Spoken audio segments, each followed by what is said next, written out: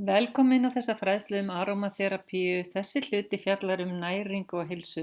Ég heiti Lilja Oddsdóttir og umsjónarmaður olíu vinahópsins. Hann Hippókrates sagði fyrir 2000 árum: Let thy food be thy medicine and thy medicine thy food. Láttu fæðuna þína vera lækningameðal þitt og lækningameðal þitt vera fæðuna. Já, við viljum láta það sem við erum að borða og gera heil okkur og halda líkamanum í jafnvægi. En það ekki bara ekki þannig. Þessi matur sem við erum að borða ekki alltaf matur og hann ekki svo góður fyrir okkur. Það jarðvegurinn sem skiptir máli hvernig við ræktum vörurnar. Það meðferð og vinnsla á matvörunni. Því maturinn endurspeglar bara framleiðslu ferli, hvað hann búinn að fara í gegnum. Það skemmtilegt hashtaginn á Instagram sem er svona know your soil to know your oil. Mér finnst þetta svo flott af því að ég held að við þurfum svolítið að fara að hugsa það að við vitum nákvæmlega hvaðan maturinn okkar kemur, alveg eins og við viljum vita hvaðan olían okkar kemur. Ef að jurtirnar sem í olíunum okkar kom ekki úr lífrænni ræktun, þá það ekki skoðar eins og aðrar. Ef jurtir sem ekki úr lífrænni ræktun, ekki eins góðar eins og okkar olíu sem kom úr lífrænni ræktun. Ef við viljum hafa þær með lífrænni ræktun, ætla ég að segja. Það bara erfitt fyrir marga að gera sig grein fyrir hvaða eiturefni og aukaefni það sem í matnum okkar. Þau bara, þetta oft langur listi af efnum og það erfitt að lesa utan á matvöru. Ég langar til að segja frá því að einu sem hlustaði ég á heimildamynd mat frá skyndibitakeðju og þar var að tala bara eitt bragðefni sem sett í frönsku kartöflurnar. Að því frönsku kartöflurnar þurfa alltaf að bragðast nákvæmlega eins dag frá degi og frá landi til lands, bara frá þessu fyrirtæki hvað sem í heiminum. Og það bara eitt bragðefni sem var notað í þessa frönsku kartöflu sem innihélt 37 mismunandi efni, bara þetta eina bragðefni.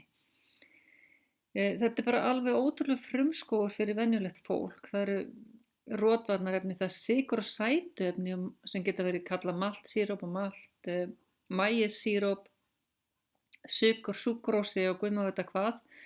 Og oftast kemur þetta bara úr, þetta bara sykurefni unnið úr maís, erfðabreyttum maís sem búin að gjör eyðileggja það landsvæði þar sem þetta hefur verið ræktað vegna þess að það bara búin að nota mjög mikið af eiturefnum, skordýraeitri, mjög mikið af kemískum áburðarefnum og endanum verður þessi jörð bara ónýt. Þegar matur seldur sem 0 kaloríur það oftast nær bara einhver blikkljós sem koma upp vegna þess að 0 kaloríur þýða bara að setja eitthvað annað í það sem kannski alls ekki svo gott og sölu mennska auglýsingar hafa ruglað okkur svo í rýminu og við vitum ekki lengur hvað gott og hvað ekki gott og höldum að matur sem auglýsir sem 0 kaloríur, 0 salt eða 0 fitur sé eitthvað gott á meðan að það bara eitthvað annað sett í og svo þarf þetta ekki einu svona að vera satt. Og fitur hafa líka fengið slæmt orð á sig og þá bara vera að nota ykkur önnur efni sem verður síður góð fyrir okkur. Þannig að þetta mjög mikill frumskógur sem erfitt að átta sig á. Og þess vegna getur oft verið bara mikið betra að skoða bara hvað hreint fæði og einbeita sér að því að nota það og borða það því það þarf maður ekki að hafa áhyggjur af öllum sem efnum sem bætti í unnar matvörur. Þannig að við bara getum mælt með því að við allir velji sér bara matvöru sem minnst unnin, bara orginal mat, bara fræ, ávexti, korn, grænmeti sem bara ferskt, lífrænt ræktað helst vegna þess að þá maður í raun og veru að borga örlítið meira fyrir það að fá meiri næringu úr matnum og ekki á kostnað jarðarinnar. Af því þegar maður að kaupa fæðu sem bara búin til með alls konar efnum og aukaefnum þá maður í raun og veru að það kostnaðarsamt fyrir heilsuna og jörðina. Við viljum gjarnan bara fá vörur úr okkar heimasveit eða frá þínu landi. Það best fyrir okkur og ég hvet alla til að reyna bara að rækta í sínum eigin garði á þínum svölum. Kassin hérna til hægra mín á myndin er bara moltukassin minn. Ég hef síðan ég flutti hingað í þetta raðhús sem ég bý í 19 ár aldrei hent svona lífrænum úrgangi út úr húsinu mínu því mest að því fer bara í moltukassan. Kannski ekki nokkur bein sem að þurfa að fara í ruslið en mikið af litlum beinum fyrir líka í moltukassan og það tekur mig 2 ár að brjóta niður hérna fæðinu, ég losa kassan annarkvort ár og stundu geymi ég svo svona grófasta efni aðeins lengur til næsta árs. Við viljum sem sagt hafa fæðin okkar lífræna, lifandi af því það gefur okkur bara miklu meiri lífsgæði. Tökum nokkuð dæmi hérna að lesa á umbúðir.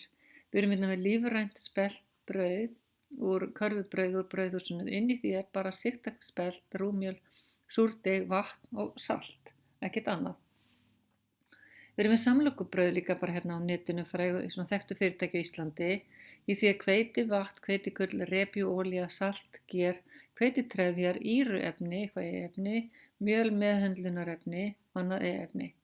Strax erum við komið mun meiri lengri lista af ýmsu og þetta er ekki lífrænt hveiti eða innihaldsefni.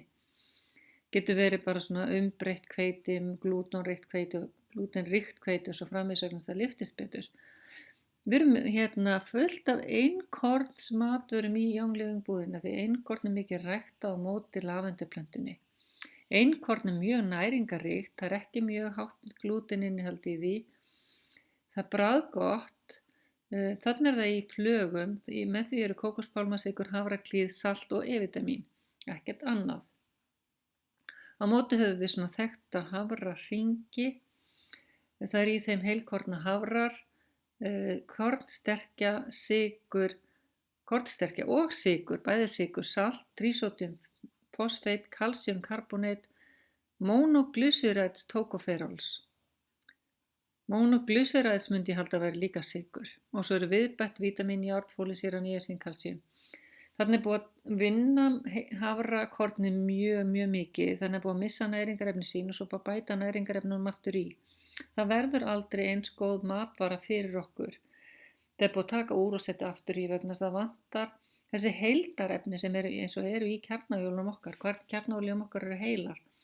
Það eru mörg efni sem styðja þeir sem eru svona megin efnin í olíunum. Bernard Jensen skrifaði bók fyrir 30 árum eða svo sem hét Empty Harvest og það er bara okkur það sem er að gerast núna. Jörðin okkar er að verða arðrænd af næringu.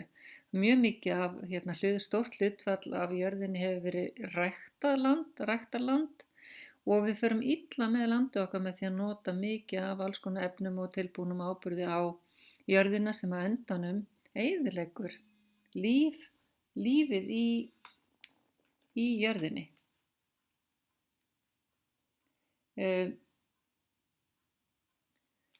Já, og svo ég að tala svolítið næringarefni.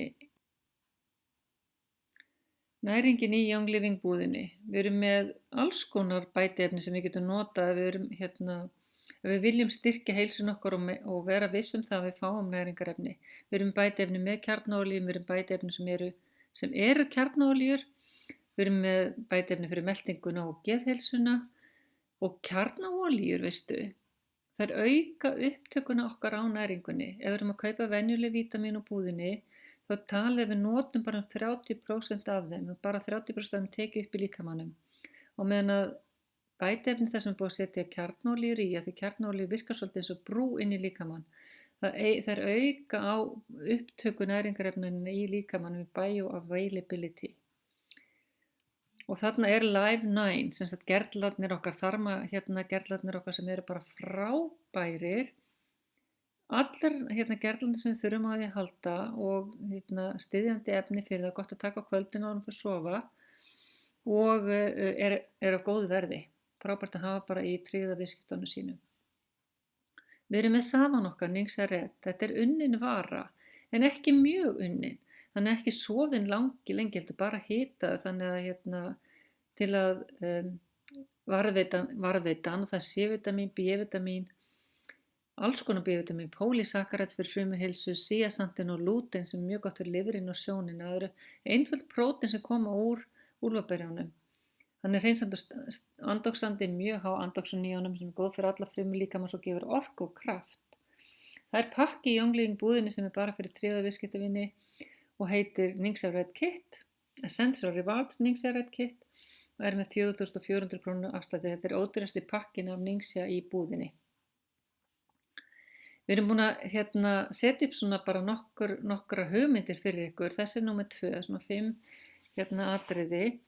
Þarna er bara verið að tala um hreinsund. Comfort Tone er svona ristilörvandi efni, það er reyndar ekki til núna, það er í svona einhverju endurformúleringu, en staðgengill getur verið Duo Power, mjög gott styðjandi, þetta er eiginlega bara grænmetisduft með kjarnaolíu og svo Live 9 á kvöldin og taka þetta með ICP, það er hreinsandi trefjaduft og ensím og svo Essential Zyme sem styður bara raun og veru meltingu og niðurbrot af fæðunni og sérstaklega fyrir þá sem eru að kljást við einhver heilsu vandamál.